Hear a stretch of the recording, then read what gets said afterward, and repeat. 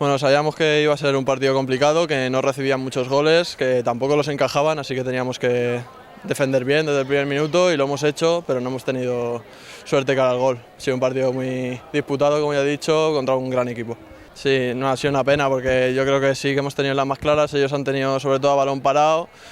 pero no nos han generado mucho más, hemos estado muy bien en defensa y eso, que nos falta meter el gol. Si lo metemos estos partidos que hemos empatado las últimas 3 jornadas, nos los llevamos.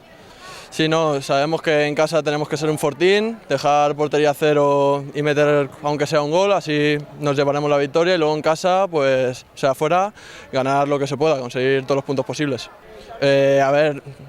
Esperábamos tener la verdad es que más puntos, empezamos mal con una derrota, pero los próximos 6 partidos no hemos perdido aún, así que estamos bastante bien, pero nos podríamos haber llevado alguna victoria más. Estoy muy bien, estoy muy a gusto, he jugado casi todos los minutos,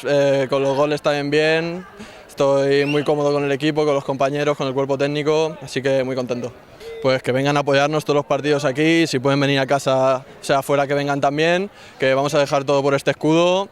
y que vamos a hacer lo posible para ganar la liga y devolver a este club a tercera.